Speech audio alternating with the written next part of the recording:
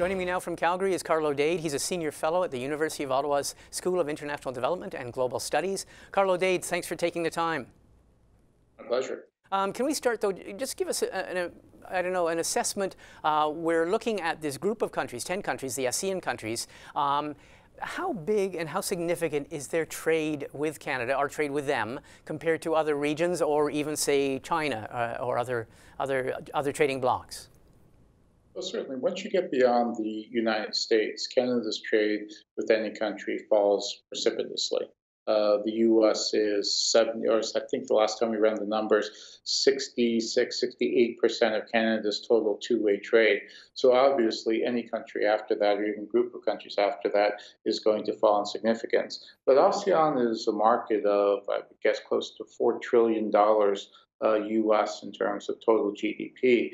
You also have rapid growth countries, countries that are consuming services, and also countries that are consuming commodities. So Vietnam is a great example of a fantastic market for Canadians, demand for beef, demand for insurance services, everything across the board growing rapidly.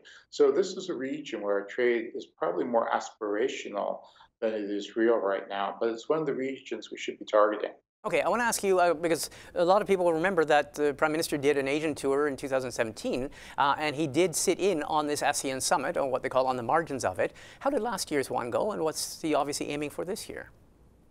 Well, the goal this year, I think, is simply just to continue showing up. Now, that may sound totally nonsensical or non-material, but if our trade in this region is aspirational, if we do want to grow trade with these growing markets, then part of that is at the CEO level. And by CEO, I don't mean CEO of company, but the CEO of Canada, Justin Trudeau, showing up with some of our biggest potential clients and customers that we hope to woo. So building on last year, we're going to have to be attending these meetings year in, year out to build the sort of credibility and the perception that Canada is indeed serious about the region and is a country with whom countries in the region should be spending time. Canada has a status as a dialogue partner, it's called, sort of like an observer status. I'm just wondering, people have said we're at a fork in the road. Canada has to decide whether we want to maybe negotiate for something more substantial, like a full-out free trade agreement with the ASEAN regional bloc, or just encourage ASEAN countries to, say, participate in the CPTPP. I think 4 of them are already members. If we could get more to join the CPTPP, that trading bloc, we could have free trade with them. What do you think in terms of what would be the most fruitful avenue for Canada? Well, were we to negotiate an agreement with ASEAN, the bloc itself in the region has, outside of, with the exception of Singapore, obviously, has a reputation for negotiating very low ambition, low level of ambition agreements. They're not very good at engaging in really aggressively and dynamically opening trade. We have the opposite of that type of low ambition agreement in the TPP agreement, which is among the highest level ambitions in the globe, some of the strongest rules for trade. It's also, according to this current government, a progressive agreement. So we have the option in ASEAN, if you want to turn the question around, to negotiate either a low-level agreement with a bloc that is not interested in more advanced rules of trade, or watching the continued progression of countries from ASEAN into the TPP agreement. And indeed, as you mentioned, we have 4 countries, Vietnam, Brunei, Malaysia, Singapore, that are already members of the TPP. Thailand is reported to be queued up and ready to join next year when countries can join.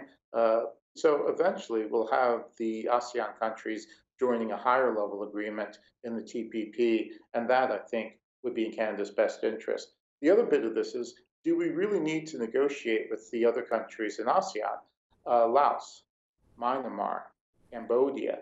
For a government that's put itself forward as wanting to negotiate progressive trade agreements, that's going to be difficult with the entire bloc. So I'd argue that the strategy that makes more sense for Canada is to continue to facilitate and encourage the entry of ASEAN members into the higher level, stronger TPP agreement.